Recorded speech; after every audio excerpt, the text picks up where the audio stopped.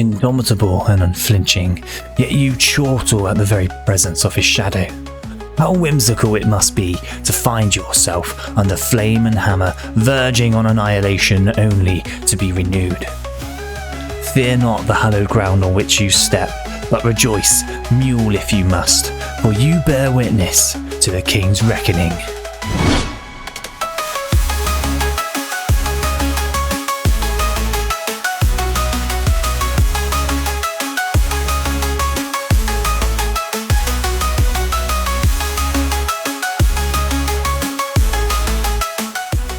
Oberon, the unflinching king of the Fae.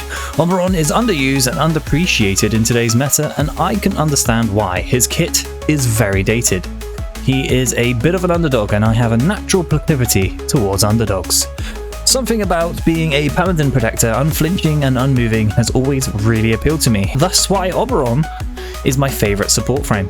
Hello my fellow Tenno, and welcome to this Oberon build guide. I have a few different variations to show you for versatility. With the first build, you'll be extremely tanky, even acolytes will struggle to kill you. You will be providing yourself and your team with extra damage, extra energy income, additional armor protection, constant healing, and the ability to cheat death itself. Let's get into it. First up, it's a somewhat unorthodox build for Oberon, using 5 Tau Forge Azura shards for more armor. You don't see that every day. You don't see blue armor shards being used too often, so why am I using them?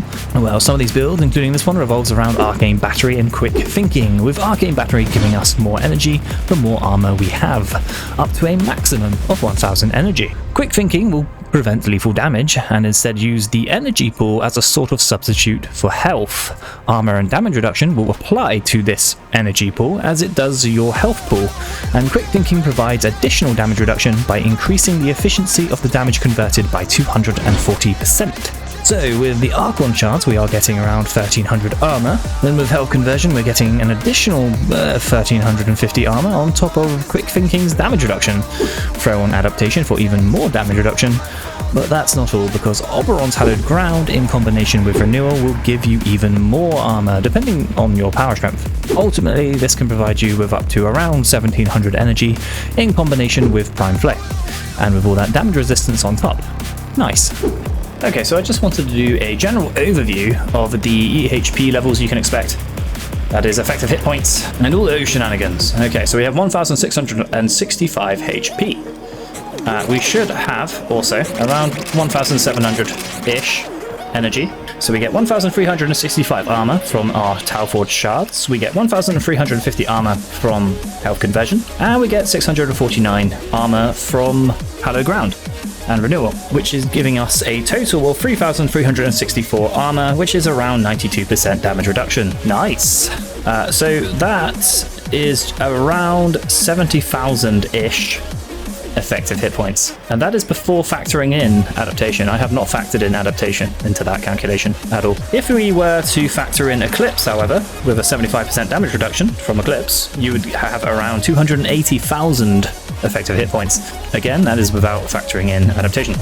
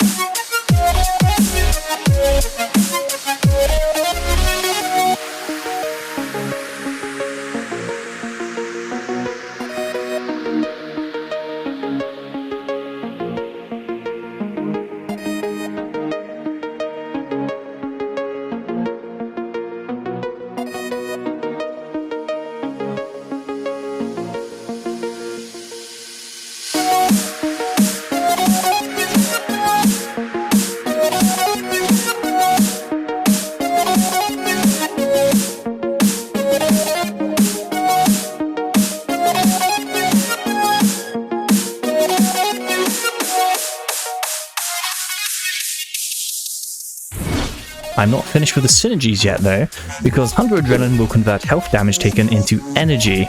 Combine this with Nourish, which will increase all sources of energy income, including Hunter Adrenaline, for disgusting energy sustain.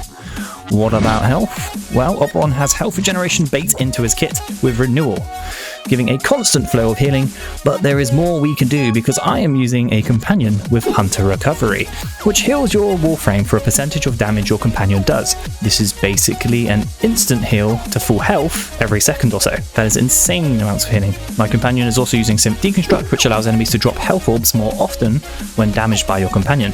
As well as giving us armor through health conversion, this provides even more healing on top of Renewal and allows for synergies with mods like Equilibrium and Arcane Blessing, the latter of which I am using on this build for more health. So we have Hunter Adrenaline converting the damage to your health into energy, which is essentially another health pool, Renewal and other health restores filling our health for our Hunter Adrenaline, and Quick Thinking preventing death while we have an infinite loop of health and energy sustain.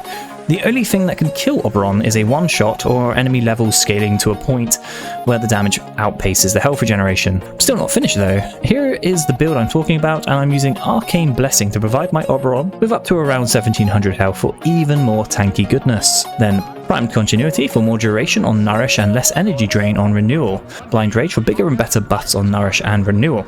The negative efficiency doesn't really matter as long as you were taking damage for Hunter Adrenaline to do its thing.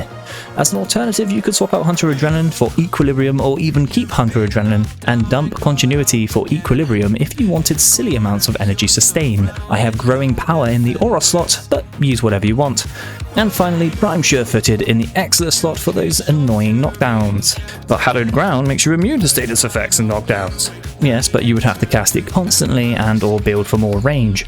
Build and play to your preferences. Relying on Hallowed Ground for knockdown immunity is not for me, and I would rather have knockdown immunity while also being very mobile and not having to constantly cast Hallowed Ground. Preferences. Now let's talk about Phoenix Renewal, an augment for Oberon's Renewal. I don't know why I like it so much, but I love this mod. There is something about preventing the death of your fellow Tenno that just feels great. Until they die a few seconds later anyway, but that's beside the point. Phoenix Renewal prevents fatal damage to you and teammates, instead healing you by a percentage of health and giving you a brief moment of invulnerability. The downside to this augment is that it has a 90-second cooldown, so try not to die in this time frame and you're good to go. The ability can also be dispelled by certain things like a certain acolyte, nullifiers, or if you fall off the map. This can make it very finicky to use as you need your team relatively close to where you cast, and recasting may miss a teammate here and there. I usually remedy this by casting the ability in places where your team is likely to be, like if you just killed an acolyte, you know they are coming for that steel essence, perfect place to cast it to ensure everyone gets the buff. The augment is really just an extra safety net, but the amount of Tenno I have prevented from going down, giving them a second chance, is actually impressive. Don't believe me? Check it out.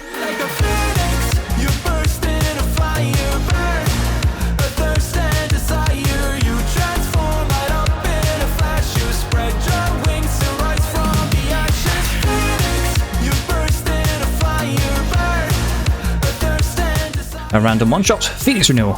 Acolyte catches you out, Phoenix Renewal. Stood too long in a Jade Light Beam, Phoenix Renewal. High damage proc while Rolling Guard is on cooldown, Phoenix Renewal.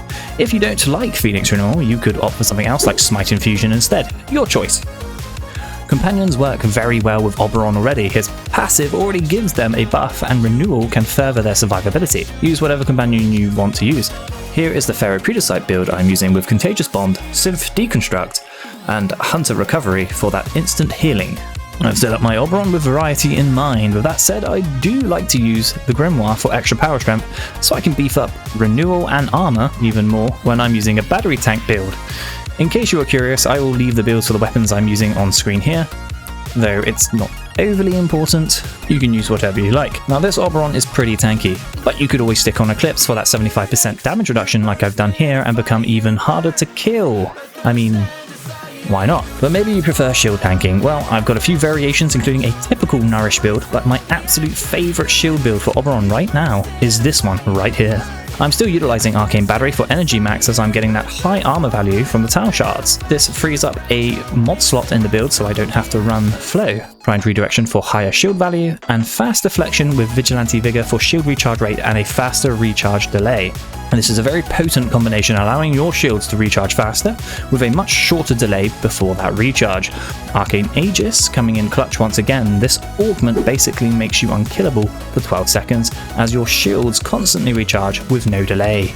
Adaptation is there to beef our shields up with some damage reduction, equilibrium for energy sustain, then blind rage and precision intensify for power strength. The subsume ability in the 4th power slot is Opening Eyes. This ability allows you to strip armor and shields while also slowing enemies down by simply looking at them. The additional power strength on this build allows Opening Eyes to strip away enemy defenses faster, with Precision Intensify giving a large boost of power strength to the ability. Aura and Exilus mod of your choice, and that's the build. So I've turned Oberon into more of a support weapons platform. This fits my playstyle very nicely and allows me to use whatever weapons and companions I want for the most part. It's versatile in the content you can bring it into, and Phoenix Renewal gives you that dopamine hit every time it triggers on a teammate. Oberon is far from being perfect or the best frame in the game, but I do like me an underdog. I'm going to polish this turd and enjoy it regardless. Well, that's my King Paladin Oberon build. Thank you very much for watching. If you are a bit of an Oberon fan like myself and have any interesting builds you wish to share, let me know in the comment section. Always happy to get more insights on Goat Boy. If you liked the video, consider dropping a like, and thank you for watching, Tenno. And bye bye.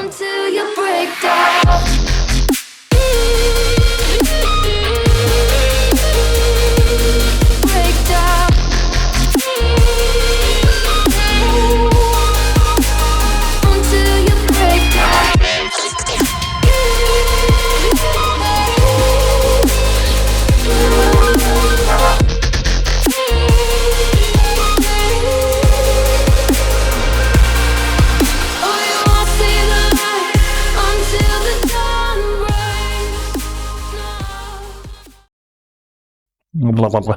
Peter Piper picked the pack of pick of peppers, a pack of pick of peppers, Peter Piper picked, Peter Piper picked a pack of pick of peppers. Where is the pack of pick of peppers that Peter Piper picked? I can't seem to get my fucking words out today.